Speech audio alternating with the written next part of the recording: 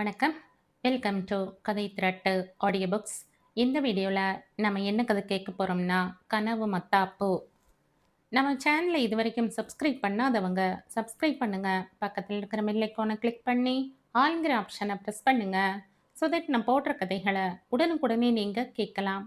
வாங்க கதைக்குள்ளே போகலாம். அன்று காலை வழக்கம் போல விடிந்தது. வழக்கமான ஒட்ட ஒடுக்கும் குளிர், பறவைகளின் ஆர்ப்பாட்டம், பூக்களின் வாசனை. படுக்கையறை ஜன்னல் வழியாக மயக்கத்தில் கிடந்த டில்லி நகரத்தை ராதா பார்த்தாள். பேசாமல் அப்படி பார்த்து கொண்டே இருப்பது அவளுக்கு ஒரு ஆனந்தமான பொழுதுபோக்கு. வண்ணமயமான பூக்கள் பாத்தியாக குலுங்கி அசைய, நடுவில் பச்சை புல்வெளி, அதை மூடினாற் போல பனி விளக்குகள், அவற்றுக்கு பின்னணியாக சிறிதும் பெரிதுமாக வெட்டிவிடப்பட்ட மரங்கள். காலையில் இந்த இயற்கையை அனுபவிப்பதற்காக எதை வேண்டுமானாலும் தியாகம் செய்யலாம். அவள்தான் எவ்வளவு தியாகங்கள் செய்திருக்கிறாள். நேற்று போல் இருக்கிறது. MBBS முடித்து உலகில் தான் ஆற்ற வேண்டிய கடமைகளின் அசாத்திய கற்பனைகளுடன் மனது முழுவதும் ஆனந்தமாக பாடிக்கொண்டு வந்தது. இன்டர்நேஷனல் கார்ப்பரேஷன் டைரக்டர் ரவியின் உத்தியோக பிரகாசத்தில், அவனது பங்களா, கார், டெலிபோன் இத்தியாதிகளின் சௌந்தரியத்தில் கவரப்பட்ட அப்பா. ராதா ரவியின் வாழ்க்கை பிணைப்பை ஏற்படுத்திவிட்டு தன் கடமை முடிந்த பூரண திருப்தியில் உலகை விட்டே ஒதுங்கிக் கொண்டது கூட நேற்று நடந்தது போல்தான் இருக்கிறது. 6 வருடங்கள் ஓடிவிட்டன. 6 உப்பு சப்பற்ற வருடங்கள். வசந்த் விஹாரில் அரண்மனை பங்களா, நீச்சல் குளம், கைதட்டலுக்கு காத்து கிடக்கும் பணியாட்கள், பார்ட்டிகள், விருந்துகள், ரவியின் கம்பெனி டைரக்டர் வேஷத்திற்கு பொருத்தமான ஆர்ப்பாட்டங்கள். டில்லி சீதோஷ்ண நிலையில் ஆரம்பித்து அல்ப விஷயங்கள் ஒவ்வொன்றாக சிரத்தையுடன் அலசி ஆராயும் தொழில் வர்த்தக நண்பர்கள், மனைவிகள், வழக்கமான ஜோக்குகள், அமர்க்களமான சிரிப்புகள், மதுவின் மயக்கத்தில் வெளிப்படும் நட்புணர்ச்சி போர்வைகள், நிஜமாக தெரியும் நிழல் படங்கள். ரவியின் ராதாவாக, டைரக்டரின் பெண்டாட்டியாக போலீஸ் சிரிப்புடன் வேஷம் போட்டு போட்டு உங்களை சந்தித்ததில் மிக்க மகிழ்ச்சி. நாடகமாடும் ராதா. கட்டிலின் சப்தம் கேட்டு ராதா திரும்பினாள். தூக்கத்தை விட மனசில்லாமல் ரவி நைட் கவுனின் நாடாவை இறுக்கி கொண்டு உட்கார்ந்திருந்தான். என்ன ராதா, வழக்கம் போல நட்சத்திரங்களை எண்ணுகிறாயா? இந்த சூரியன் உதிக்கும் போது நட்சத்திரங்கள் வெட்கப்படுவது போல தோன்றுகிறது. அதைத்தான் பார்க்கிறேன். தூக்கம் வராத அதிர்ஷ்ட கட்டைகளால் தான் டெல்லியில் குளிர்காலத்தில் சூரியோதயம் பார்க்க முடியும். மறுபடியும் அவன் ரஜாயை இழுத்து போர்த்தி கொண்டு படுத்தான். இன்று சாயங்காலம் மாவலங்கர் ஆடிட்டோரியத்தில் ரவிசங்கர் கச்சேரி இருக்கிறது, போய்விட்டு வரலாமா? வெகுநேர யோசனைக்கு பிறகு கட்டிலுக்கு அருகில் குனிந்து ராதா கேட்டாள். தன் கலை உணர்வுகள் முழுவதும் செத்து விடாதது அவளுக்கே ஆச்சரியமாக இருந்தது. இன்று தடானி வீட்டில் காக்டெயில், UK பாஸ் எல்லோரும் வருகிறார்கள். நீயும் சரியாக 6 மணிக்கு தயாராகிவிடு. நான் மீட்டிங் முடிந்ததும் நேரே வந்து விடுகிறேன். டின்னர் செய்ய வேண்டாம் என்று பல்தேவிடம் கூறிவிடு. நினைவுகள் ஏற்படுத்திய அவசரத்தில் ரஜாயை உதறிவிட்டு எழுந்து ரப்பர் செருப்பை மாட்டிக்கொண்டான். நான் மட்டும் போய் சிறிது நேரம் கேட்டுவிட்டு வரலாமா? முட்டாள்தனமாக பேசாதே ராதா. 2 பேரும் பார்ட்டிக்கு போக வேண்டும் என்று நான் கூறும்போது நீ தனியாக வெளியில் போகும் கேள்வியே எழவில்லையே. எனது UK ட்ரிப்புக்கு இந்த பார்ட்டி மிகவும் பிரயோஜனமானதாக இருக்கும். ஹால், லிண்டன், பிளெட்சர் எல்லோரையும் சேர்த்து பார்க்க சந்தர்ப்பம் கிடைக்கும்போது ஏதோ உருப்படியில்லாத பாட்டு கச்சேரிக்கு போக வேண்டுமென்று என்ன பிடிவாதம்? அவன் குரல் உயர்ந்திருந்தது. நடந்து கொண்டே, நீ உயர்தரமான ரசனைகளை வளர்த்து கொள்ள வேண்டும் என்றான். இது போன்று ஆணித்தரமாக அவன் தன்னை நிலைநாட்டிக் கொள்ளும் போது, திருமணமான புதிதில் அவள் ஏமாற்றம், கோபம், ஆற்றமாட்டாமை எல்லாம் கலந்த உணர்ச்சிகளுடன் கட்டுப்படுத்தி கொள்ள முடியாமல் தவித்ததுண்டு. இப்போது எல்லாம் பழகி மறத்தும் விட்டது. எங்க ராதா பாடினால் இன்று பூரா கேட்கலாம். சரஸ்வதியே வந்து விட்டார் போல தோன்றும். அவள் குரலுக்கும் புத்திக்கும் அழகுக்கும் எப்படி கொத்தி கொண்டு போக போகிறான் பாரு. அப்பாவின் குரல் அவ்வப்போது அசரீரியாக கேட்கும். கொத்தி கொண்டு போனவனுடைய அபார ரசனையில் தம்பூராவில் நிரந்தர ஒட்டடை படிந்ததுதான் நிஜம். நினைவில் நிற்கிறது முதலாக எதிர்பார்த்த இனிய காலை பொழுது. பழக்க தோஷத்தில் தம்பூராவின் நாதத்தில் ஒன்றிய ராதா கண்ணை மூடிக்கொண்டு பூர்வி கல்யாணியின் உயிரை மீனாட்சி முதம் தேகியில் தொட படுக்கையில் இருந்து ரவியின் முணுமுணுப்பு அபஸ்வரம் தட்டியது. இந்த பாட்டெல்லாம் பகல் வேளையில் வைத்துக்கொள் ராதா, தூக்கத்துக்கு இடைஞ்சல் இல்லாமல் இருக்கும். இன்று ஆபீஸில் நிறைய வேலை இருக்கு. யூனியன் மேட்டரை செட்டில் பண்ண வேண்டும். சற்று நேரம் நிம்மதியாக இருக்க விடு. இந்த சப்தம் டிஸ்டர்பிங்காக இருக்கு. பேரிடியை அலட்சியமாக விட்டெறிந்துவிட்டு அவனால் எப்படி நிம்மதியாக தூங்க முடிகிறது? போக போக அவளுக்கு எல்லாம் நன்றாகவே புரிந்தது. நாபோதசனையால் எல்லோரையும் கட்டுப்படுத்த எண்ணிய ராதா மாலையாக ஸ்டெதஸ்கோப்பும் வெள்ளை கோட்டும் முகம் நிறைய சிரிப்புமாக நகர நினைத்த ராதா, அம்மா, என் பிள்ளைக்கு உயிர் கொடுத்த தெய்வம்மா நீங்க. எவ்வளவோ ஆஸ்பத்திரி பார்த்தாச்சு. உங்க கை பட்டதும் தான் குணமாச்சு. ஒவ்வொன்றும் எப்போதோ பின்தங்கிவிட்ட ஆனந்தமான கற்பனைகள். அவள் வாழ்க்கை சலனமில்லாமல் ஓட வேண்டுமானால் இந்த வண்ண வண்ண கனவுகள் எல்லாம் வெறும் மத்தா பூக்களாக சிதறி மறைந்துதான் ஆக வேண்டும். சாப்பாட்டு மேசைக்கு வரும்போது ரவி அழகான கருநீல ஷூட்டில் இருந்தான். ஆம்லெட்டை கத்தியால் துண்டாக்கி கொண்டே 9 மணிக்கு தாஸ் வந்ததும் பென்ஸை காரேஜில் செக் பண்ணிக்கொள்ள சொல். அநேகமாக யூகே ஆட்களுடன் நாளை நாமும் ஆக்ரா போக வேண்டியிருக்கும். ஒவ்வொரு முறை அவனுடைய வெள்ளைக்கார பாஸ்கள் வரும்போதும் ராதா செய்தாக வேண்டிய சடங்கு. அவர்களுடன் ஆக்ரா, ஜெய்ப்பூர் போக வேண்டும். இந்திய பூகோள சரித்திரத்தை ஒப்பிக்க வேண்டும். ஆஹா பிரமாதம் என்ற வாய் பிளக்க வேண்டும். சில்கி சில்வர் பாசிமணி என்று கடை கடையாக ஏறி இறங்க வேண்டும். பற்றாக்குறைக்கு இரவு விடிய விடிய பிரிட்ஜ் ஆட வேண்டும். அந்த வினாடிகளில் அவள் ஒரு பொம்மை. சாவி தீரும் வரை மத்தளம் அடித்துவிட்டு ஓய்ந்து போகும் உயிர் பொம்மை.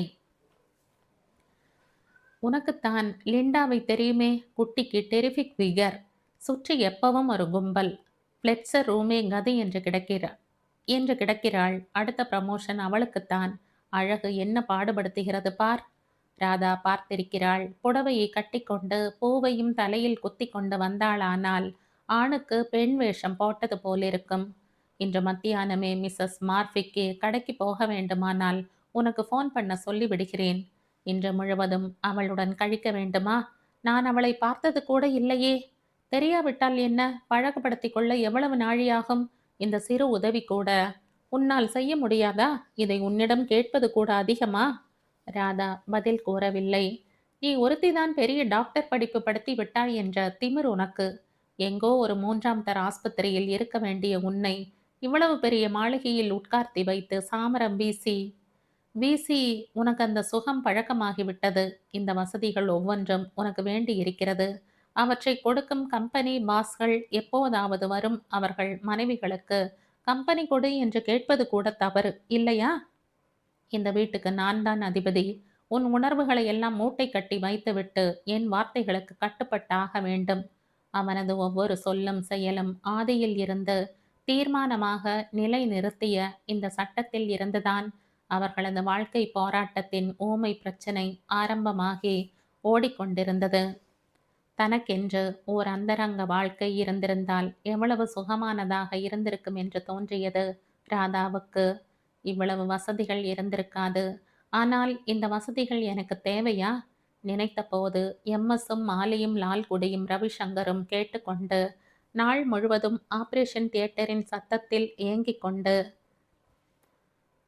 ஆபரேஷன் தியேட்டரின் சுத்தத்தில் இயங்கிக் கொண்டு ஒவ்வொரு கனவு குமிழும் வெடித்து வெடித்து மறைந்தது. இப்போதைக்கு கனவுகள் மட்டும் அவள் வாழ்வின் ஆதார சுருதி. கனவுகளின் ஆடம்பரத்தில் கூட தனி சுகம் இருக்கத்தான் செய்கிறது. அவையே நிஜங்களாகும் போது அந்த யதார்த்தங்கள் மிக சாதாரணமாகி விடுவதும் உண்டு. பல்தேவ் ஒரு தட்டில் ஆவி பறக்க 2 கோப்பைகளை கொண்டு வந்தான். ரவியிடம் டீ கோப்பையை நகர்த்தினான்.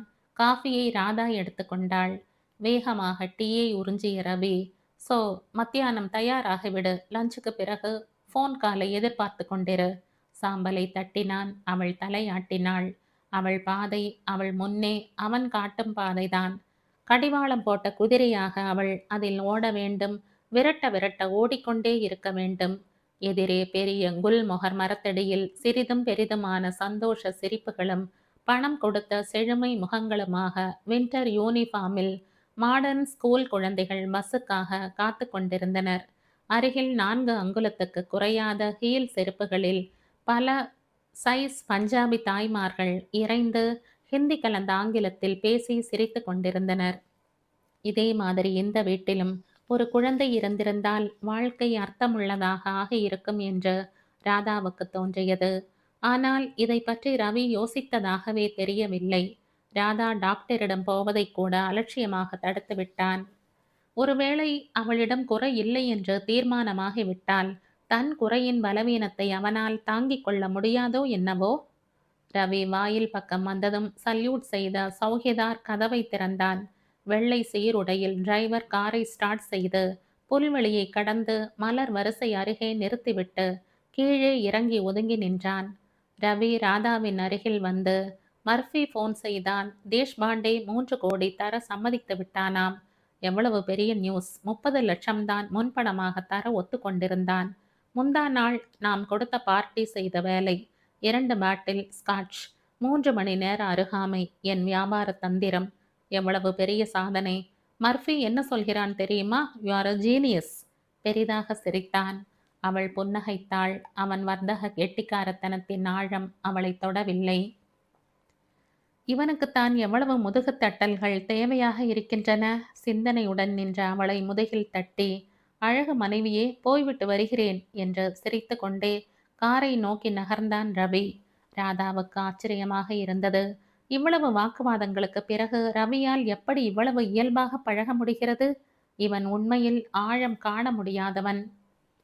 அம்மாவிடமிருந்து வந்த கடிதத்தை 10ஆம் முறையாக படித்தாள் ராதா. விமலா வீட்டை விட்டு போய்விட்டாள். அம்மாவை பொறுத்தமட்டில் சந்தேகம் இல்லாமல் ஜீரணிக்க முடியாத பேரிடி இது. அவளுடன் வேலை பார்த்த தாடிக்கார புரொஃபஸரை ரிஜிஸ்டர் கல்யாணம் பண்ணிக்கொண்டு ஓடி போய்விட்டாள். அம்மா எவ்வளவு பாதிக்கப்பட்டிருக்கிறாள் என்பது அவளுடைய ஒவ்வொரு வார்த்தையிலும் புரிந்தது. டாக்டருக்கு படித்துவிடு, வேலைக்கு போகக்கூடாது என்கிற கணவனின் கட்டளைக்கு பயந்து வீட்டோடு சராசரியாக மக்கிக் கொண்டிருக்கும் ராதாவின் அமோக வாழ்க்கையை பார்த்துவிட்டு நெடுநாளைய சிந்தனைக்கு பிறகு தான் செய்யும் முடிவு இது என்று அவள் கூறியதாகவும் அம்மா எழுதியிருந்தாள். விமலா கெட்டிக்காரி என்று ராதாவுக்கு தோன்றியது. அவள் MA லிட்ரேச்சர் படித்துவிட்டு உள்ளூர் கல்லூரியில் அசிஸ்டன்ட் புரொஃபஸராக இருந்தாள். அவளுக்கு மற்றொரு புரொஃபஸரை விட சிறந்த துணை கிடைக்காது. ஷெல்லியும் ஷேக்ஸ்பியரும் பகலாக அலசலாம். திறந்த வெளியில் உட்கார்ந்து கொண்டு கவலை ஏதும் இல்லாமல் இயற்கையை திகட்ட திகட்ட அனுபவிக்கலாம். இந்த சுகானுபவத்திற்காக எதை வேண்டுமானாலும் விட்டு கொடுக்கலாம். இயற்கையை சொட்டு சொட்டாக ரசிக்கும் போது அருகில் சில்லறையை எண்ணும் கணவன் அமைந்து விட்டால் எப்படி இருக்கும் என்று எனக்கு தெரியும் அம்மா என்று கூற வேண்டும் போல் இருந்தது ராதாவுக்கு. ஆனால் அம்மா பழமையில் குளித்தவள், பாரத பண்பாட்டின் பிரதிநிதி. அடுப்படி புகையில், அப்பாவின் அதட்டலில், ஆசைகளின் அழிவில் கரைந்து வெறும் ஓடாக வாழும் அவளுக்கு பண்பாட்டு போலிகள் புரிந்திருக்க நியாயமில்லை. பகல் வேளையில் வெட்டி பேச்சுகளின் இடையில் சிகரெட் புகை சூழலில் விஸ்கி குடிக்கும் ஆண்களை அவளால் புரிந்து சகித்து கொள்ள முடியும். ஏன் அவர்களை பற்றி பெருமைப்படக்கூட தெரியும். மாப்பிள்ளைக்கு பெரிய உத்தியோகம். எங்க ராதாவை கண்ணுக்குள்ள வைத்து பார்த்துக்கிறார். அவள் அதிர்ஷ்டக்காரி. ஆனால் வாழ்க்கை துணையை தானே சிந்தித்து தேடிக்கொள்ளும் தன் பெண்ணை அவளால் மன்னிக்க முடியாது. இந்த முரண்பாட்டில் தான் மேல் ஷாவனிசத்தின் இறுகி போன முடிச்சு ஒருவேளை ஆரம்பமாகிறதோ? ராதாவுக்கு சிரிப்பு வந்தது. அவள் அம்மாவின் பிரதிநிதி. நீ வேலைக்கு போய் எதுவும் ஆக வேண்டியதில்லை. என் பெண்டாட்டி முழு நேரமும் வீட்டில் இருக்க வேண்டும் என்று கூறிய போது புன்முறுவலுடன் மறுப்பே பேசாது ஏற்றுக்கொண்ட தான் அம்மாவை விட பழமையில் ஊறியவள் என்று தோன்றியது. அவள் கடிதத்தால் தான் இவ்வளவு பாதிக்கப்பட்டிருப்பது ராதாவுக்கே ஆச்சரியமாக இருந்தது. அவள் தன் திருமணத்திற்கு முன்பு எவ்வளவு கற்பனைகள் செய்திருப்பாள். கணவனுடன் ஆஸ்பத்திரி ஆபரேஷன் மேஜை முன்பு ஓய்வில்லாமல் இயங்கிக் கொண்டு இரவில் அவனுடன் புல் தரையில் உட்கார்ந்து ஒவ்வொரு கேஸையும் அணு அணுவாக அலசி விவாதித்து கொண்டு. அவள் கற்பனையில் அவன் டாக்டர் ராஜா, அவள் டாக்டர் ராணி. என்ன மலட்டு கற்பனைகள் என்று எரிச்சலாக வந்தது. ஆபரேஷன் கத்தியும் கத்திரிக்கோலும் துருப்பிடிக்க வேண்டுமா? சரி. தம்புராவின் தந்தியை அறுத்து மூலையில் எரிய வேண்டுமா? சரி. அலங்காரம் பண்ணிக்கொண்டு கணவனுடன் நடனமாட வேண்டுமா? சரி. குழந்தை பருவம் முதல் கண்டு வந்த கனவு கிணற்றின் ஆழம் தெரிந்தது. அதில் பாதாளத்தில் உருண்டு கிடக்கும் தன் நிலை யதார்த்தத்தை கண்முன் நிறுத்தியது. நான் ராதா இல்லை, மிஸ்ஸஸ் ரவி சாப்கா மேம் சாப். அம்மாவுக்கு விமலா செய்தது நியாயம்தான் என்று அவளுக்கு புரியும்படி எழுத வேண்டும் என்று தோன்றியது. சாப்பாட்டு மேசையில் பல்தேவ் பீங்கான் பாத்திரங்களில் அழகான உணவு வகைகளை அடுக்கி இருந்தான். தென்னிந்திய சமையலை செய்வதற்கு அந்த கடுவாலி பையன் சரியாக 3 மாதங்களில் கற்றுக்கொண்டு விட்டான். சமையலில் எண்ணெய் குறைவாக விடும் பழக்கத்தை அவனுக்கு ஏற்படுத்தத்தான் ராதாவுக்கு 1 வருடம் பிடித்தது. சாப்பிட உட்கார்ந்தவுடன் டெலிபோன் அலறியது. ரவியின் காரியதரிசி பேசினாள். ஏர்போர்ட்டில் இருந்து ராபர்ட்டை அழைத்து வர சென்ற ரவியின் கார் விபத்துக்குள்ளாகி அவன் மயக்கமான நிலையில் மருத்துவமனையில் சேர்க்கப்பட்டிருக்கிறான். காயம் எதுவும் இல்லை. ராதா அப்படியே கையை உதறிவிட்டு எழுந்தாள். எல்லாவற்றையும் விட தனக்கு மிகவும் அப்பாற்பட்ட சக்தி ஒன்று இயங்கிக் கொண்டிருக்கிறது என்று அவளுக்கு தோன்றியது. இன்று மாலை பார்ட்டி ஏதும் இல்லை. அமைதியாக பொழுதை கழிக்கலாம் என்று நினைத்து கொண்டிருந்த தருணத்தில் இப்படி ஒரு அதிர்ச்சி வரும் என்று அவள் எதிர்பார்க்கவே இல்லை.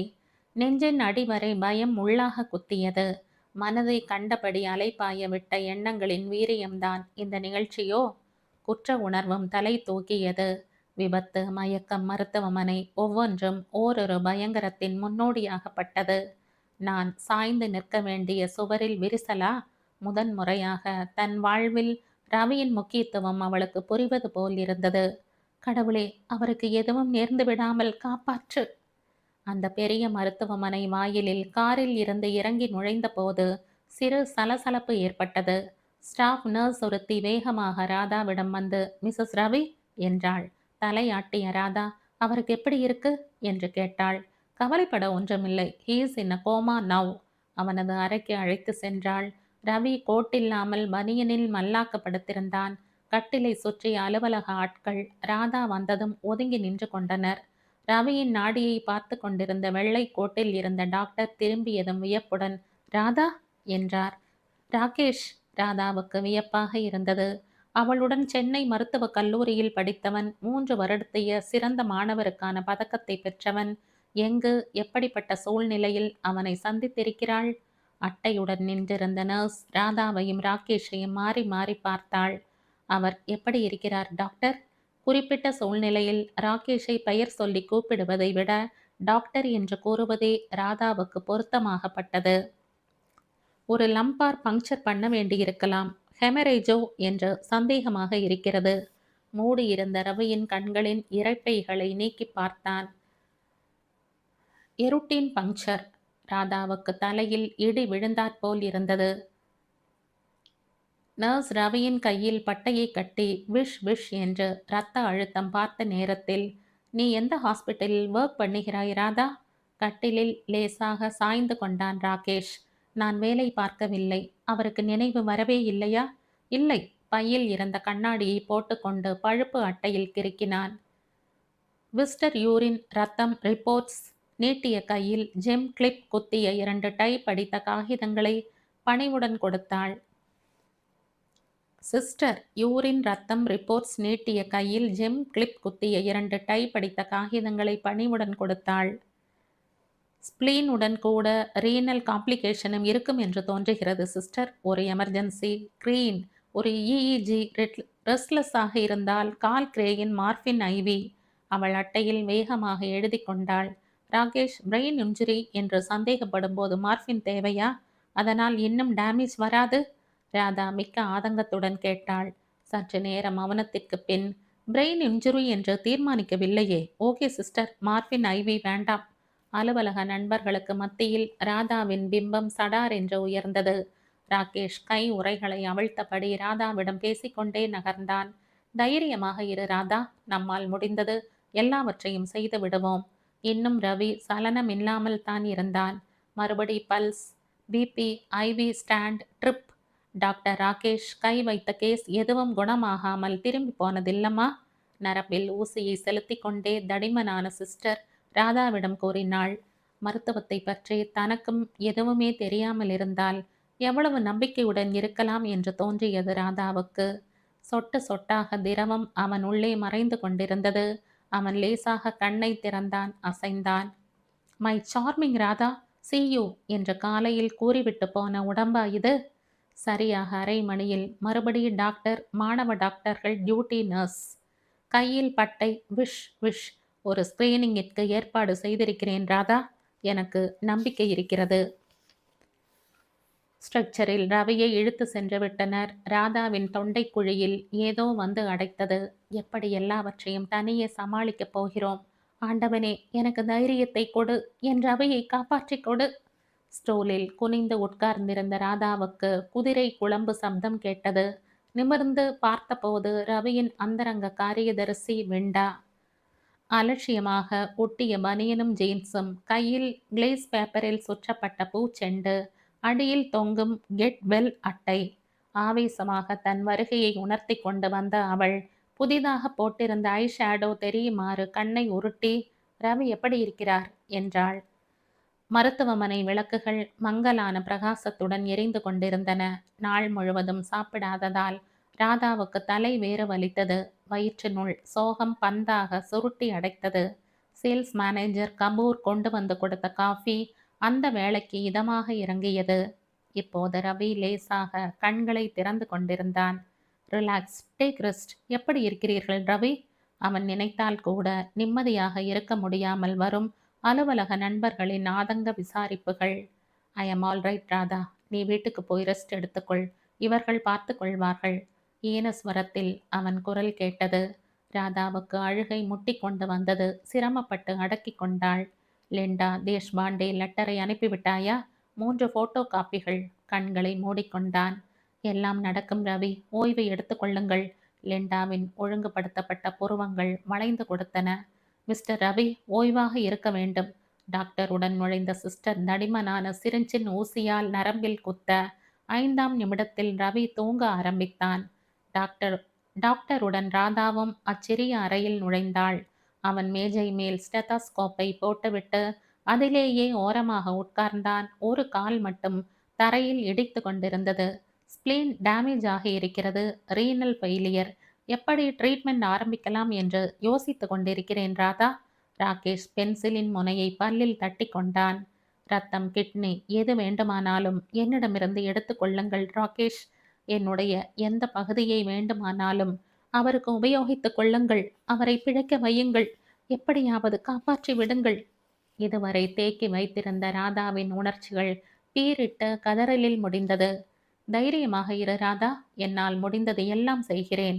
எழுந்த ராகேஷ் அவள் முதுகில் தட்டினான். ராதா ரவியின் கட்டில் அருகே உட்கார்ந்திருந்தாள். சரியாக 6:20க்கு ஆக்சிஜன் சிலிண்டர் இழுத்து வரப்பட்டது. அவனது மார்பில் கைகளை வைத்து இஸ் புஸ் என்று டாக்டர் அழுத்த, பக்கவாட்டில் இருந்த சிஸ்டர் மார்பில் ஊசி மருந்தை நரம்பில் பாய்ச்ச, அந்த மிக பிரபலமான ஆஸ்பத்திரியின் மிக நவீனமான சாதனம் ஒவ்வொன்றுக்கும் வெப்பே காட்டிவிட்டு ரவியின் உயிர் நிரந்தரமாக பிரிந்தது. அன்று வழக்கம் போல் ராதா 5 மணிக்கே எழுந்து விட்டாள். அவளுடைய கை அடுத்த கட்டிலின் விளிம்பில் படிந்தது. அது காலியாக கிடந்தது. ரவி இருந்தபோது குறுக்கி கொண்டு தன் இடத்தை விட்டு சிறிதும் அசையாமல் படுத்திருப்பாள். இப்போது அவன் இல்லாத போது அவளை அறியாமலேயே அவனை தேடுவது ஆச்சரியமாக இருந்தது. எழுந்து திரைச்சீலைகளை விலக்கி வாயிலை பார்த்தாள். வெறிச்சோடு இருந்தது. இன்னும் சிறிது நேரத்தில் குருவி குஞ்சுகள் போல் பள்ளி குழந்தைகள் நிறைந்துவிடும். அவளே சமையல் அறைக்கு சென்று காஃபி போட்டு குடிக்க வேண்டும். இப்போது ஆவி பொங்க கோப்பையில் காஃபி கொண்டு வர பல்தேவ் கிடையாது. ரவி மறைந்து விளையாட்டு போல் 4 மாதங்கள் உருண்டோடிவிட்டன.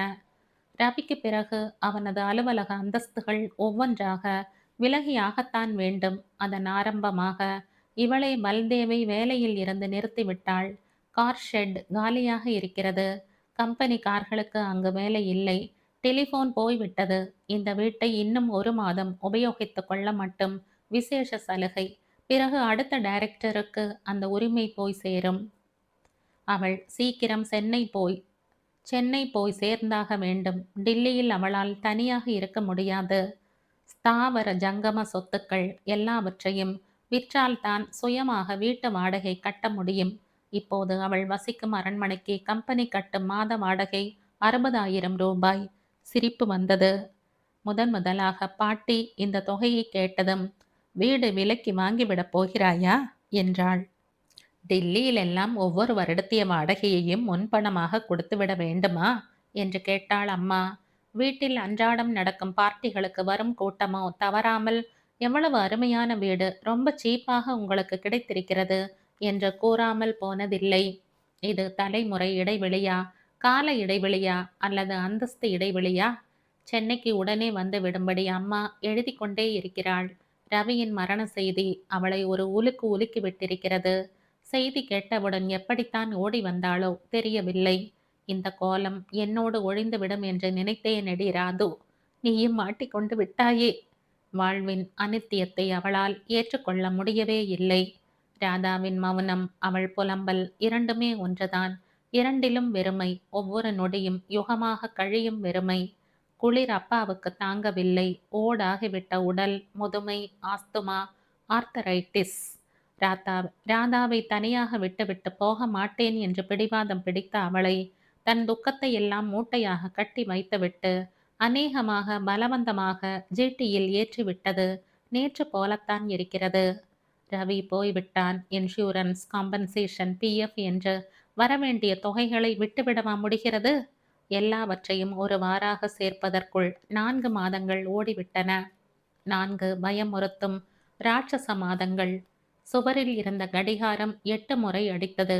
ராதா அக்கறை ஏதும் இல்லாமல் அதை பார்த்தாள். சில நாட்கள் முன்பு வரை இந்த நேரங்களுக்கெல்லாம் அர்த்தம் இருந்தது. இப்போது ரவி சாப்பாட்டு மேசையில் உட்கார்ந்திருப்பான். ஸ்பூன், முள் கரண்டி, கத்தி ஒவ்வொன்றும் ஒழுங்காக வைக்கப்பட்டிருக்க வேண்டும். இனிமேல் எந்த விதமான ஒழுங்கிற்கும் அர்த்தமே இல்லை. சடார் என்று நேரம் காலத்திற்கு இருந்த முக்கியத்துவம் போய்விட்டது. உடனே அவளுக்கு ராமின் நினைவு வந்தது. 9 மணிக்கு இங்கு வருவான். சென்னையில் இருந்து கான்ஃபரன்ஸில் பேப்பர் வாசிக்க டில்லி வந்திருக்கும் அவன் சாணக்கியபுரியில் தமிழ்நாடு ஹவுஸில் தங்கியிருக்கிறான். 3 நாட்களாக தினமும் காலையில் இங்கு வருகிறான். அவனுடன் பேசி கொண்டிருந்த பிறகுதான் ராதாவுக்கு வாழ்வில் சிறிது அர்த்தம் இருப்பதாக தோன்ற ஆரம்பித்திருக்கிறது. கடந்த 6 வருடங்களாக உறவினர் என்று கூறிக்கொண்டு டில்லியில் வீட்டுக்கு யாருமே வந்த நினைவில்லை. ரவி இருந்தபோது யாருக்கும் வர துணிச்சல் இருந்திருக்காது. இந்த வீட்டில் முதலில் எட்டி பார்க்கும் உறவு ஸ்ரீராம்தான். அதுவும் ரவி போன பிறகு. அவனை கையில் பம்பரமும் அரை நிஜாருமாக நடு ரோட்டில் விளையாடிய நாட்களிலிருந்து அவளுக்கு தெரியும். அம்மாவின் அத்தை பையன் ராதாவை விட 3-4 வயது மூத்தவன். சென்னையில் மிகப்பெரிய அறுவை சிகிச்சை நிபுணன். அப்போது ராதா முதல் வருட மருத்துவம் படித்து கொண்டிருந்தாள். அவன் முடித்து விட்டிருந்தான். அவன் அப்பா திறமையான நியூரோ சர்ஜன். அப்பாவிற்கும் பிள்ளைக்கும் நடந்த வாக்குவாதம் ராதாவின் மனதில் இன்றும் அழியாமல் நின்றது. உனக்கு ஏகமா திறமை இருக்குடா. பிரெயின் சர்ஜரியில பிரமாத எதிர்காலம் இருக்கு. நீ மண்டைக்குள்ள சாதிக்க வேண்டிய கை. நீயானால் துளி கூட பொறுப்பில்லாமல் பிளாஸ்டிக் சர்ஜரியில ஸ்பெஷலைஸ் பண்ணுகிறேங்கிறையடா. அதில் தானப்பா எனக்கு ஆர்வம் இருக்கு. 10ஆம் முறையாக அதையே கூறினான் ராம். அது என்னடா பிரமாதமான படிப்பு? பிளாஸ்டிக் சர்ஜரியாம். கீழ்ஸ்தாயியில் சினிமாக்காரியோட குழி விழுந்த கண்ணையும் தடிச்சு போன உதட்டையும் வெட்டி ஒட்டி கட்டுற சர்ஜரி. அதெல்லாம் சாதாரண டாக்டர்களுக்குடா. உன்னையும் என்னையும் மாதிரி அறிவாளிகளுக்கு இல்லை. அவனையே உற்று பார்த்தார். ராமோ சலனமில்லாமல் புன்னகைத்து கொண்டிருந்தான். ராம், இன்னும் 1 வாரம் டைம் எடுத்துக்கோ. நன்னா யோசிச்சு பாரு. எவ்வளவு செலவானாலும் பரவாயில்ல. கனடாவுக்கு அனுப்ப போறேன். 2 வருஷம் லூதரோட வேலை பாரு. அப்புறம் உன்னை மிஞ்சும் நியூரோ சர்ஜன் இருக்க முடியாது. அவர் குரல் கெஞ்சியது. 1 மாதம் கழித்து கலர் கலரான பெட்டிகளுடன் ராமு கனடா போனான்.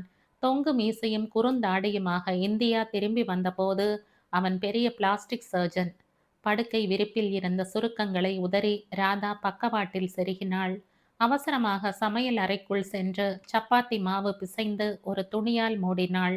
குளித்துவிட்டு வெளியே வந்தபோது வாசல் மணியின் சப்தம் சிதறியது. நான் இன்று உன்னுடனேயே பிரேக்ஃபாஸ்ட் எடுத்துக்கலாம் என்று வந்துவிட்டேன். கட்டம் போட்ட உள்ளன் ஷூட்டும் பட்டை ஃப்ரேம் சதுர கண்ணாடியுமாக நுழைந்தான் ஸ்ரீராம். நான் சாப்பிட போகும் சப்பாத்தி ரெடியாக இருக்கிறது. ஆட்சேபனை இல்லாவிட்டால் சாப்பிடலாம். லஞ்சோ பிரெஞ்சோ என்ன பெயர் வேண்டுமானாலும் கொடுங்கள். சப்பாத்தி கட்டாயம் பிரேக்ஃபாஸ்ட் ஆகாது. ராதா மெலிதாக சிரித்தாள். அவன் நாற்காலியில் உட்கார்ந்தான். காலிஃப்ளவர் சப்ஜியை மேஜையில் வைத்து மூடிவிட்டு சமையல் அறைக்குள் நுழைந்தாள். குளிர்காலத்தில் ரவிக்கு காலிஃப்ளவரும் பட்டாணியும் மாற்றி மாற்றி சமையலில் மணக்க வேண்டும். அந்த பழக்கம் ராதாவிடம் இன்னும் ஒட்டி கொண்டிருந்தது. பின்புற வாஷ் பேசின் அருகில் பாத்திரங்களை கழுவிக் கொண்டிருந்த ஜாட் பெண்மணி ராமை பார்த்ததும் வேகமாக தன் புடவை தலைப்பால் தலையை இழுத்து மூடிக்கொண்டாள். உனக்கு நான் ஏதாவது உதவி செய்யலாமா ராதா? ராமின் குரல் அருகாமையில் கேட்டது. நீங்கள் பேசாமல் உட்கார்ந்து கொள்வதுதான் எனக்கு செய்யக்கூடிய பெரிய உதவி. அவனுக்கு அருகில் இருந்த ஸ்டூலை காட்டினாள். கத்தி பிடிக்க வேண்டிய கை கரண்டி பிடிப்பது பார்க்க வேடிக்கையாக இருக்கிறது ராம். குழவையை உருட்டி கொண்டே ராமை பார்த்த ராதா, டில்லிக்கு வந்த பிறகு தமிழ் சினிமாவே பார்க்க முடியவில்லை என்று குறையாக இருந்தது. உங்கள் வசனம் அந்த குறையையும் தீர்த்து விட்டது என்றாள். இருவரும் சேர்ந்து சிரித்தனர். இது போன்ற மனம் விட்டு சிரித்து பல வருடங்கள் ஆகிவிட்டன என்று ராதாவுக்கு தோன்றியது. ரவிக்கு நகைச்சுவை உணர்வு கிடையாது. அதிலும் அவனை மையமாக வைத்து கூறப்படும் நகைச்சுவை எதையும் அவனால் ஏற்றுக்கொள்ள முடியவே முடியாது. சுற்றிலும் பார்த்து கொண்டே ராம், இவ்வளவு பெரிய வீட்டில் உனக்கு தனியாக எப்படி பொழுது போகிறது என்றான்.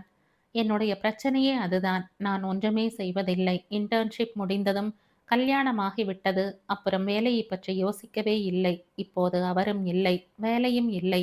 ஹாஸ்பிட்டல் போக ஆரம்பிக்கலாம். ஆனால் அதை பற்றி நினைக்கும் போது உற்சாகமே இல்லை ராம். மாறாக பயமாகத்தான் இருக்கிறது. எதை பற்றி நினைக்கும் போது பயமாக இருக்கிறது? ஆதரவான அந்த குரலில் அவளுக்கு உதவி செய்ய வேண்டும் என்ற ஆர்வம் தென்பட்டது. என்னால் ஒழுங்காக வேலை செய்ய முடியுமா என்கிற பயம் ராம். இப்போது எல்லாமே சூன்யமாக வெறுமையாக தெரிகிறது. என்னால் உருப்படியாக எதுவுமே செய்ய முடியும் என்கிற நம்பிக்கை இல்லை. வேலை செய்ய ஆரம்பித்தால் தானே உன் திறமை உனக்கு புரியும். என்ன செய்ய வேண்டும், எப்படி ஆரம்பிக்க வேண்டும், எதுவுமே புரியவில்லை. எதிலும் விருப்பமும் இல்லை. எனக்கு யாருமே இல்லை ராம். அவள் கண்கள் கலங்கி இருந்தன. நாங்கள் எல்லாம் எங்கே போய்விட்டோம் ராதா? வேலைக்கு போக ஆரம்பித்தால் எல்லாம் தெளிவாகிவிடும். சற்று நேர சிந்தனைக்கு பிறகு, மெட்ராஸ் வந்ததும் நீ ஹாஸ்பிட்டலில் ஜாயின் பண்ணிவிடு. சாயங்கால வேளைகளில் பொழுது போக என் நர்சிங் ஹோமுக்கு வா. வாசலில் பெரிய ரூம் இருக்கிறது, கன்சல்டன்ட் என்ற போர்டு மாட்டிக்கொண்டால் மூச்சு விடக்கூட நேரம் இருக்காது. பிராக்டிஸ் பண்ணலாம். அவன் குரலின் உண்மை அவளை தொட்டது. அந்த நேரத்தில் ராமின் வார்த்தைகள் அளவில்லா ஆதரவை கொடுத்தன. இருண்ட வானத்தில் லேசான மின்னல் கேற்று தெரிந்தாற்போல் இருந்தது. மனதில் சொல்ல முடியாத அளவு மகிழ்ச்சி பொங்கியது. சாப்பிட்டு முடிந்து கை அலம்பிய ராம் துண்டில் கைகளை துடைத்து கொண்டே, இன்று இந்தியா இன்டர்நேஷனல் சென்டரில் லால்குடி கச்சேரி இருக்கிறது. உடனே உன் நினைவுதான் வந்தது. 2 டிக்கெட் வாங்கிவிட்டேன். சாயங்காலம் மீட்டிங் முடிந்து நேரே இங்கு வந்து விடுகிறேன். சேர்ந்து போய்விடலாம். அவன் புறப்பட்டு விட்டான்.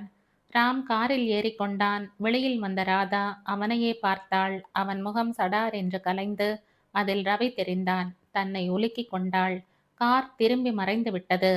உள்ளே நுழைந்ததும் ராதா மூலையில் இத்தனை நாட்களாக ஒதுக்கி வைக்கப்பட்டிருந்த தம்பூராவை எடுத்தாள். சிறிது நேரம் அமைதியாக அதை அணைத்து கொண்டு மீட்டினாள். வெறும் ஸ்ருதியே பேரின்பமாக பாய்ந்தது. ஒரு மன எழுச்சியுடன் அவள் பாட ஆரம்பித்த போது அவளை அறியாமல் லால்குடியின் பெயர் மனதில் நினைவூட்டிய துவஜாவந்தி தில்லானா உயிர் பெற்று எதிரொலித்தது. ராதா குளித்துவிட்டு கண்ணாடியில் தன்னை பார்த்து கொண்டாள். நடுவகுட்டில் நரை தோன்ற ஆரம்பித்திருந்தது. 30 முடிந்து விட்டது என்று உரைத்தது. காலம்தான் எப்படி இறக்கைகளை கட்டி கொண்டு பறந்து விட்டது. டில்லியை விட்டு பெருமூச்சுடன் சென்னை மண்ணை மிதித்தது கனவு படலம் மாதிரி தெரிகிறது. அதற்கு பிறகு எவ்வளவு சம்பவங்கள், எதிர்பாராத திருப்பங்கள், ஆச்சரியமான அபாரமான தருணங்கள். ஹாஸ்பிட்டலில் சேர்ந்து வேலை பார்க்க ஆரம்பித்தது. சிறிது சிறிதாக நம்பிக்கை நிறைந்து ஸ்ரீராமின் அறையில் பிராக்டிஸ் என்கிற பெயரில் மணிக்கணக்காக கொட்டாவி விட்டு கொண்டு உட்கார்ந்திருந்தது. ஒருபடியாக டிஜிஓ வாங்கியது. ரவியின் அலுவலகம் சேர்த்து கொடுத்த மூலதனத்தில் அழகான சிறிய மருத்துவமனையை திட்டம் போட்டு கட்ட ஆரம்பித்து முடித்தது. இன்று மூச்சு விடக்கூட நேரம் இல்லாமல் நர்சிங் ஹோமே கதி என்று கிடப்பது. பறக்கிற காலம் அவள் வயதையும் உடன் இழுத்து கொண்டு ஓடிவிட்டது.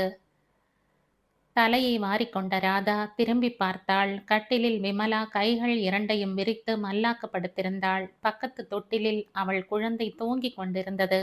கீழே திட்டாக தண்ணீர் ஓடிக்கொண்டிருந்தது.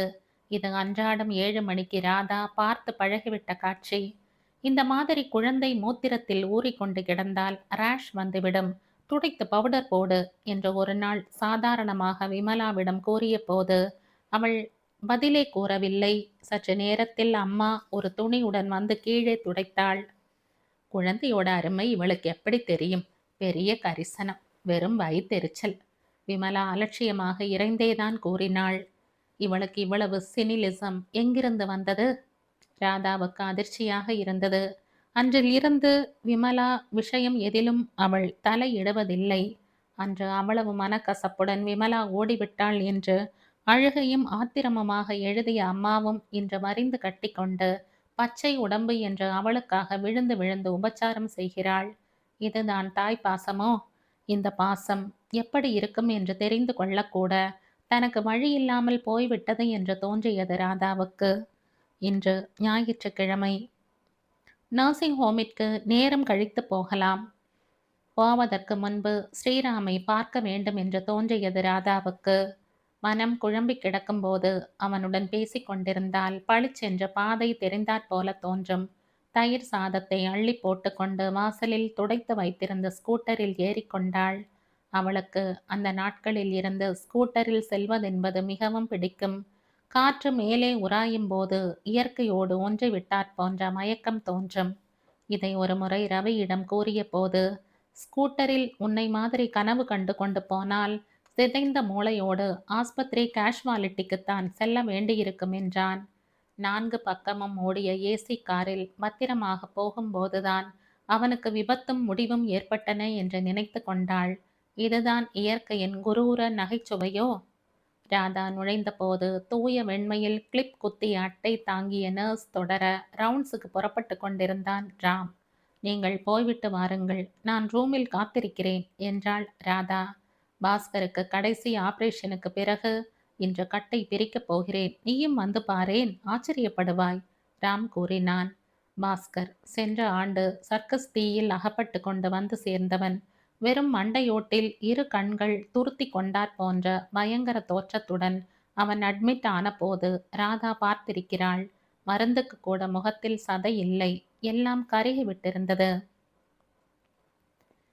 தந்தத்தில் செதுக்கினாற் போன்ற பொலிவுடன் அவன் மனைவி எதுவும் பேசாமல் தொடர்ந்து அழுது கொண்டிருந்தது ராதாவுக்கு இளமையாக நினைவில் நின்றது.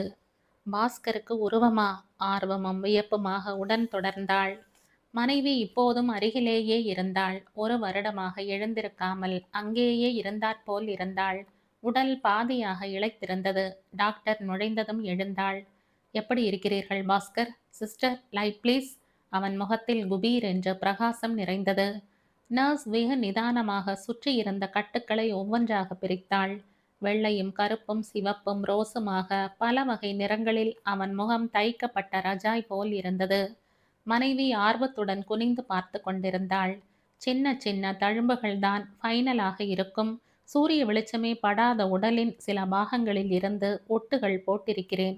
அதனால் கலர் கலராக தெரிகிறது. பாஸ்கர், அது சரியாகிவிடும். ஆனால் கொஞ்ச நாட்கள் அதிக வெளிச்சத்திற்கு போகக்கூடாது. நான் கொடுக்கும் மருந்தை விடாமல் மசாஜ் செய்ய வேண்டும், புரிகிறதா? சிஸ்டர், இந்த அம்மாளுக்கு எப்படி மசாஜ் பண்ண வேண்டும் என்று சொல்லிக் கொடுங்கள். இன்னும் 2 நாட்களில் டிஸ்சார்ஜ் பண்ணிவிடலாம். மனைவி முகத்தில் ஏக குதூகலம் இருந்தது. ரொம்ப நன்றி டாக்டர். அவள் கண்களின் ஓரம் நனைந்திருந்தது. உண்மையில் நீங்க பெரிய ஆள்தான், வெளியில் வந்தவுடன் கூறினாள் ராதா. இன்னும் 1 மாதத்தில் பாஸ்கரை உனக்கு அடையாளம் தெரியாது.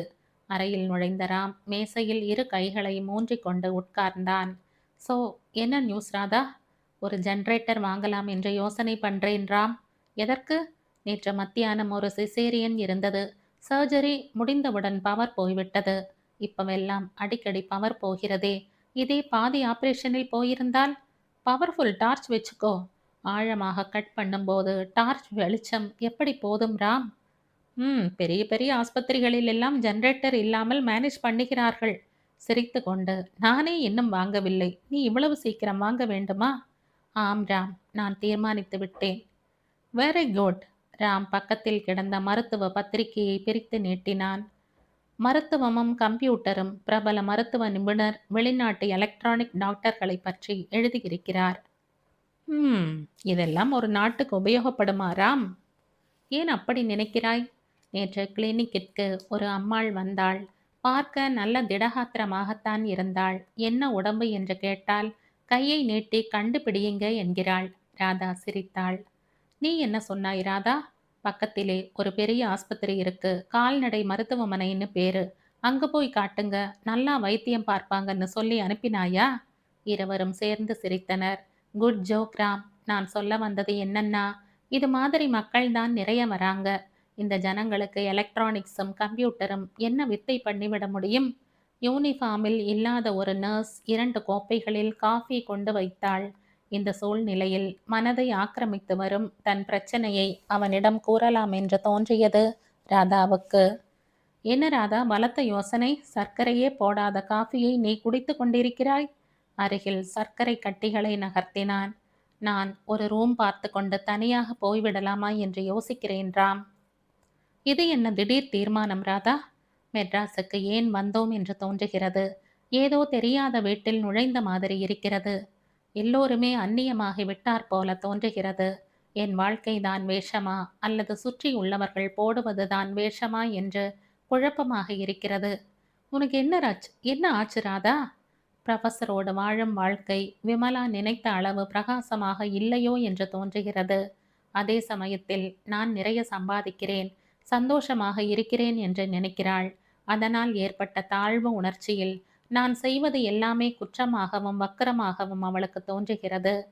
ராம் அவளையே பார்த்து கொண்டிருந்தான். ராதாவின் கண்கள் கீழ் நோக்கி இருந்தன. அம்மா எப்பொழுதுமே வாயில்லா பூச்சி. என் கட்சியில் வாதாடுவதை விட அவளுடன் அமைதியாக ஒத்துப்போவதால் அவளுக்கு பிரச்சனை குறைகிறது. இந்த மௌன யுத்தம் எத்தனை நாட்களுக்கு நீடிக்க முடியும் ராம்? இந்த பிரச்சனை வரும் என்று நீ எதிர்பார்க்கவே இல்லையா ராதா? அந்தஸ்து இடைவெளி மனதளவில் ஏற்பட்டுவிட்ட சூழ்நிலையில் இந்த பிரச்சனையில் இருந்து தப்பவே முடியாது. நான் தனியாக போய்விடுவதால் இந்த பிரச்சனை குறையும் இல்லையா ராம்? அதனால் வேறு பிரச்சனைகள் வரலாம். இப்போதைக்கு உனக்கு ஒரு மாறுதல் அவசியம் தேவை. ஞாயிற்றுக்கிழமை சர்ஜன்ஸ் கான்ஃபரன்ஸுக்கு நான் டில்லி போகிறேன். பாஸ்கர் கேஸ் பற்றித்தான் நான் பேசப் போகிறேன். நீயும் வரலாமே ராதா? வேண்டவே வேண்டாம் ராம். டில்லியை நினைக்கும் போதே குலை நடுங்குகிறது. அந்த சூழ்நிலை, சுற்றுப்புறம் எதையுமே இப்போது என்னால் தாங்கிக் கொள்ள முடியாது. அவற்றையெல்லாம் கடந்து போன கனவாக மறக்க முயற்சி செய்து கொண்டிருக்கிறேன். இப்போ டில்லி வேண்டாம் ராம். இப்போது நீ போகப் போவது முற்றிலும் வித்தியாசமான காரணங்களுக்காக. நீ பார்க்க போவது நீ முன்பு சந்தித்தே இல்லாத டாக்டர்களை. பழைய நினைவுகள் எவையுமே உன்னை இந்த நிலையில் பாதிக்காமலும் இருக்கலாம் இல்லையா? அப்படி தோன்றவில்லை ராம். அப்படியே இருந்தாலும் 4 நாட்களுக்கு பிறகு இங்குதானே வந்தாக வேண்டும். இதே பிரச்சனைகளைத்தானே மறுபடியும் சந்தித்தாக வேண்டும். அவற்றில் இருந்து ஓட டில்லி ட்ரிப் எப்படி உதவி செய்யும்? உன் பிரச்சனைக்கு நிரந்தர விடை கட்டாயம் இருக்கிறாதா? அது என்ன ராம்? அவன் கண்களுக்குள் ஆர்வத்துடன் பார்த்தாள். உனக்கென்று ஓர் அந்தரங்க வாழ்க்கை வேண்டும் என்று தோன்றவே இல்லையா? என் நர்சிங் ஹோம் பேஷன்ஸ் தான் என் உலகம் ராம். அங்கு நான் சந்தோஷமாக இருக்கிறேன். நீ கல்யாணம் செய்து கொள்ள வேண்டும், அழுத்தமாக கூறிவிட்டு அவளையே பார்த்தான். என்ன? அதிர்ச்சி வெளிப்பட்டது. 6 வருடங்களாக எல்லாம் பார்த்தாகிவிட்டது. திருமணம் பிரச்சனையின் ஆரம்பமே தவிர முடிவு இல்லை. அது அப்போதைய நிலை. உன் விருப்பு வெறுப்புகளை, உன் உணர்ச்சிகளை மதிப்பவனாய், தனித்தன்மையை நீ இழந்து விடாமல் உன்னை பாதுகாப்பவனாக அவன் இருந்துவிட்டால் உனக்கு வித்தியாசம் புரியும். இதெல்லாம் நடக்கக்கூடிய விஷயங்களா ராம்? அவள் புன்னகையில் கேலி இருந்தது. கட்டாயம் நடக்க முடியும், நடக்கும் ராதா. உனக்கு மட்டும் ஆட்சேபனை இல்லை என்றால் உனக்கு என்னால் கொடுக்க முடியும். என்ன சொல்கிறீர்கள் ராம்? திடுக்கிட்டு நிமிர்ந்தாள். நான் உனக்காக ஏதோ தியாகம் செய்வதாக மட்டும் நினைத்து விடாதே. உன்னுடன் பழக ஆரம்பித்த பிறகுதான் எனக்கு வாழ்க்கையின் முழு அர்த்தமும் புரிவது போல் இருக்கிறது. ஐ ஆம் வெரி ஹாப்பி. உன்னிடம் வெகு நாட்களாக கேட்க வேண்டுமென்று நினைத்து கொண்டிருக்கிறேன். சந்தர்ப்பம் இப்போதுதான் வந்தது. எதிரே உட்கார்ந்திருந்த அவளுடைய மிக மென்மையான 2 கைகளையும் பற்றி கொண்டு கீழ் ஸ்தாயியில் ஐ லவ் யூ ராதா என்றான். அந்த 3 வார்த்தைகளில் தன் ஆனந்தமான வாழ்க்கை துவங்குவதை ராதா உணர்ந்தாள். நினைவுகள் எல்லாம் கனவுகளாகி, பிறகு கனவுகள் ஒவ்வொன்றும் நிஜமாக மாறும் அதிசயம் அவளை வியப்பில் ஆழ்த்தியது. இப்படி ஒரு மாற்றம் கூட சாத்தியமா? வறண்ட பாலைவனத்தில் திடீரென்று ஒரு பெரிய நதி பாய்ந்து ஓடுவது போல் இருந்தது. ரவியின் மரணம் ஏற்படுத்தியிருந்த சூன்யம் விலகுவதாகப்பட்டது. வாழ்க்கையில் அனுபவிக்க எதுவுமே இல்லை என்கிற தன் முடிவை நினைத்து பார்த்தாள். அந்த நினைவை மறக்க அந்த நினைவை மறைக்க மறக்கடிக்க சின்ன சின்ன வெளிச்சங்கள், வாழ்க்கை தொடருக்கு அர்த்தமூட்டும் சின்ன சின்ன சந்தோஷ வெளிச்சங்கள். டெட்டால், பினைல் கலந்த அசெப்டிக் நெடி, தள்ளு வண்டிகளின் கீச் கிரீச், கஞ்சியில் விரைத்த வெள்ளை சீருடைகள், நுகர்ந்த பார்த்த கேட்ட ஒவ்வொன்றும் இன்று தன் மகிழ்ச்சியை அதிகப்படுத்துவதை ராதா உணர்ந்தாள். டெலிஃபோன் மீங் விட்டது. சிஸ்டர் மேரியிடம் பேசிய ராம், 15ஆம் நம்பர் ரூமுக்கு 9 மணிக்கு சர்ஜரி ஃபிக்ஸ் பண்ணியிருந்தேன். பவர் போய்விட்டது. ஸோ 10:30க்குத்தான் பண்ண முடியும். வெகு நேரமாக ஏசி வேலை பார்த்து கொண்டிருந்ததால் பவர் இல்லாத போதும் ராமின் அறை குளிர்ச்சியாகவே இருந்தது.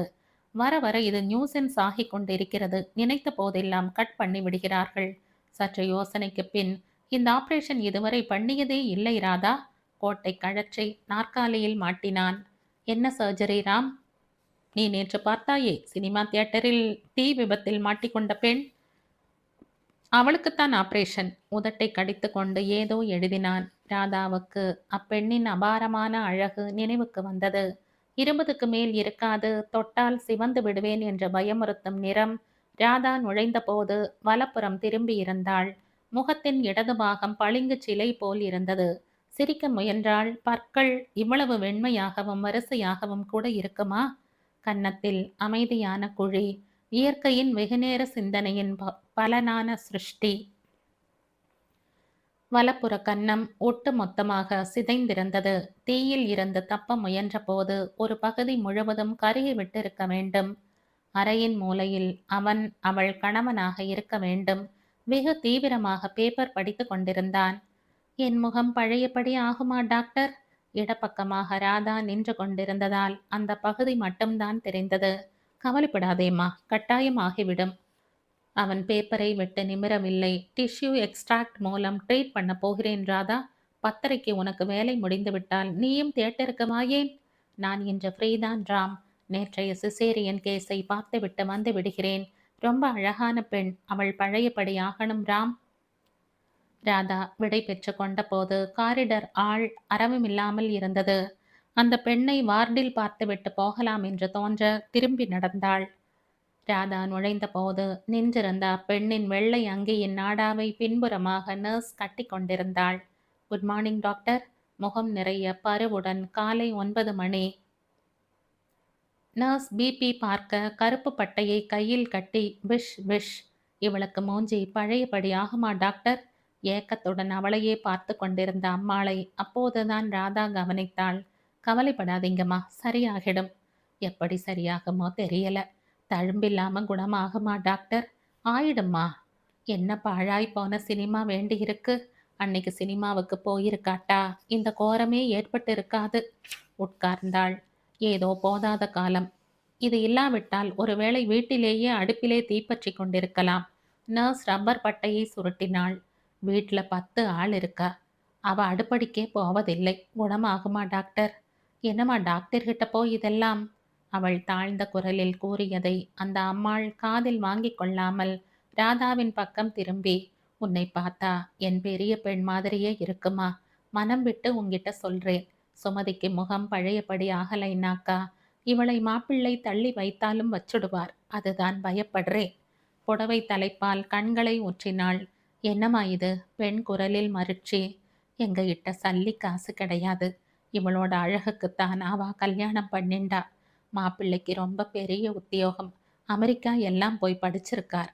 அவருக்கு கீழே பெரிய கம்பெனியே இருக்கு. எப்பவும் பார்ட்டி சாப்பாடுன்னு ஜேன்னு இருக்கும். வேலை செய்ய வீடு பூரா ஆள் இருக்கா. இவ ராணி மாதிரி சோஃபாவில் உட்கார்ந்துருக்க வேண்டியதுதான். ரொம்ப அழகா பெண் இருக்கணுங்கிற ஒரே கண்டிஷன் தான் அவ போட்டா.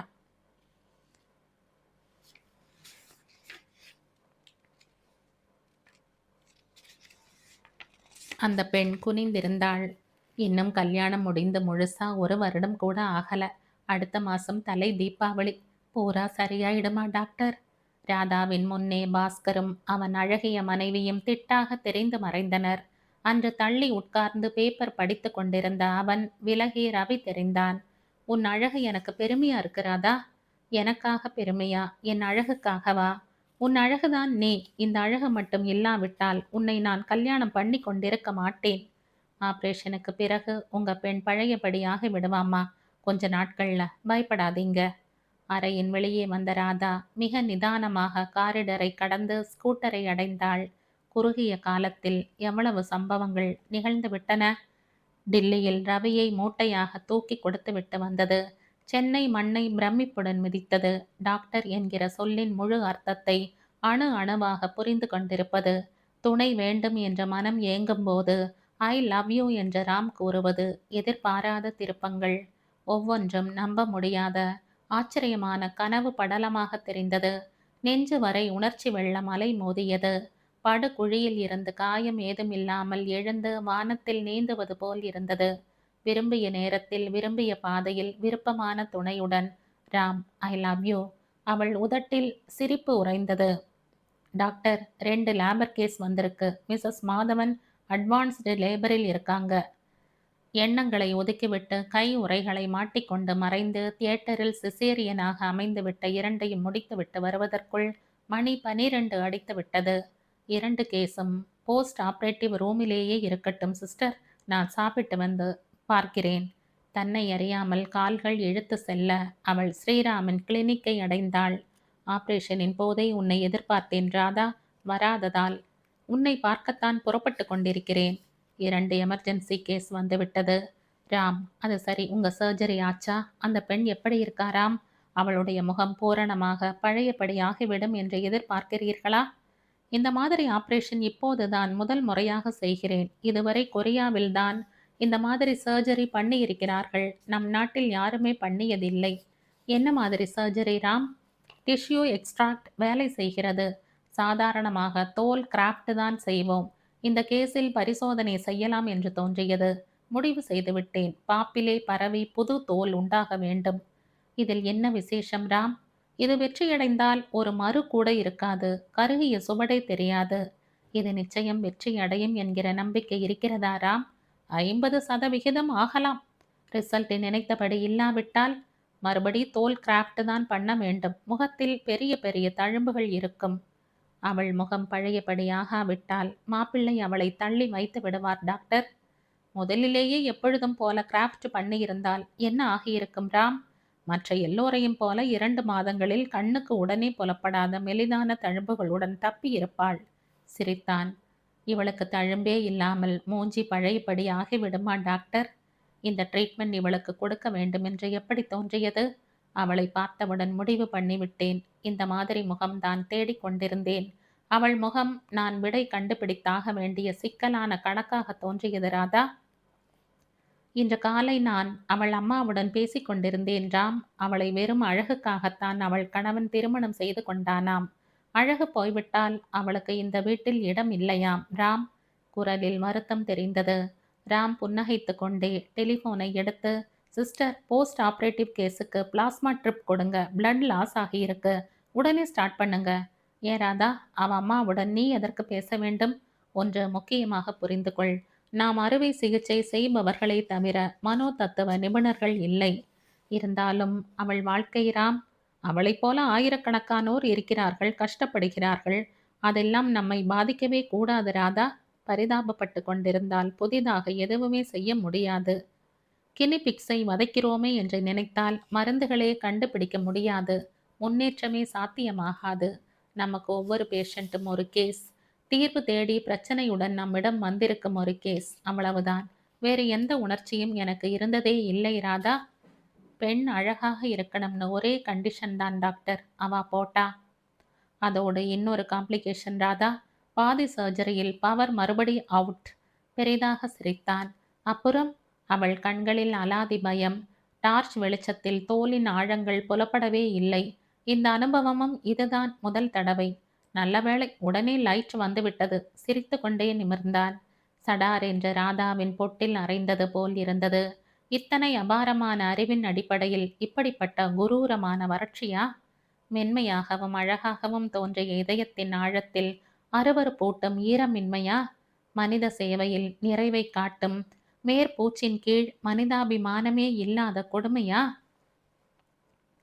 தான் எண்ணி எண்ணி பார்த்து கட்டிய அழகான கோட்டை பெரிய சப்தத்துடன் கீழே விழுந்து உரு தெரியாமல் தூள் தூளாக சிதறி நொறுங்குவது போல் இருந்தது. ராம், உன்னிடம் தஞ்சமடையும் ஒவ்வொரு மென்மையான உயிரை சுற்றியும் ஒரு உலகம் இருக்கிறது. அதனிடம் அபாரமான நம்பிக்கையும் எதிர்பார்ப்பும் கொண்டுள்ள அழகான சின்ன உலகம். அவர்களின் உணர்ச்சிகளை பற்றிய பாதிப்பே இல்லாமல் நசுக்கி மிதித்து உனக்கு கிடைத்த அதிகாரத்தில் உயிர்களை பொம்மைகளாக்கி விளையாடுகிறாயே. ராம், உனக்கென்று ஒரு தொழில் தர்மமே கிடையாதா? இறைந்து கத்த வேண்டும் போல் இருந்தது. ராம் பேசிய எதுவுமே ராதாவுக்கு கேட்கவில்லை. அவர்கள் இடையே இருந்த ஓர் அடி இடைவெளி பல மைல்களாக விரிவடைவதை உணர்ந்தாள். இதுவரை மலை உச்சியில் வைத்து வழிபட்ட ஸ்ரீராமின் பிம்பம் இமைக்கும் நேரத்தில் உடைந்து சிதறுவது புரிந்தது. வாழ்க்கையில் எவ்வளவு ஆபத்தான முடிவு செய்ய இருந்தோம் என்று நினைத்து கொண்டாள். மனிதாபிமானமே சிறிதும் இல்லாத ராம் ரவியை விட எந்த வகையில் உயர்ந்தவன் என்று கணித்து தனக்கு துணையாக்கி கொள்ள இருந்தாள். ரவியின் வர்த்தக அறிவு, ராமின் மருத்துவ கெட்டிக்காரத்தனம் இரண்டுமே அழகாக ஊதப்பட்ட வண்ண பலூன்கள். இப்போதோ சற்று கழித்தோ வெடித்துவிடப் போகும் ராட்சச பலூன்கள். இரண்டு இதயங்களுமே மெலிதான உணர்வுகளை புரிந்து கொள்ள முடியாத வறட்டு பாலைவனங்கள். அங்கு திடீரென நதி பாய்ந்தால் அது கானல் நீராகத்தான் இருக்க முடியும். நிஜமாக தோன்றிய கனவு நிழல்கள் ஒவ்வொன்றும் வண்ண மத்தா பூக்களாக மாறி கண்ணை பறிக்கும் ஒளியுடன் வெகு தூரம் மேலே சென்று கன நேரத்தில் கீழே விழுந்து ஒட்ட மறைவது போல் இருந்தது. கனவுகள் நிஜங்களாக மாறுவதை விட கனவுகளாகவே தொடர்வதில் அலாதி சுகம் இருப்பதை உணர்ந்தாள். கனத்துவிட்ட மனதுடன் சாப்பிடக்கூட மறந்து தன் நர்சிங் ஹோமை அடைந்து போஸ்ட் ஆபரேட்டிவ் வார்டில் நுழைந்தாள். காலையில் பிரசவமான பெண்ணுக்கு மயக்கம் தெளிந்து விட்டிருந்தது. பக்கத்து தொட்டிலில் அவள் கனவுகளின் நிறைவாக குழந்தை தூக்கத்தில் சிரித்து கொண்டிருந்தது. குழந்தையை தொட்டு அந்த ஸ்பரிசத்தில் தன்னை மறந்திருந்த அவள் ராதா நுழைந்தவுடன் தாங்க முடியாத மலர்ச்சியுடன், "மிக்க நன்றி டாக்டர்" என்றாள். அந்த உண்மை உணர்ச்சியின் ஆழம் ராதாவை ஊடுருவி சென்று அவளது நிலையான உலகம் இதுதான் என்று உணர்த்தி விழிப்படைய செய்தது. Sister, temperature, urine report, BP. மனப்போராட்டத்திற்கு விடை கண்ட நிறைவில் சந்தோஷமாக ராதா இயங்க ஆரம்பித்தாள்.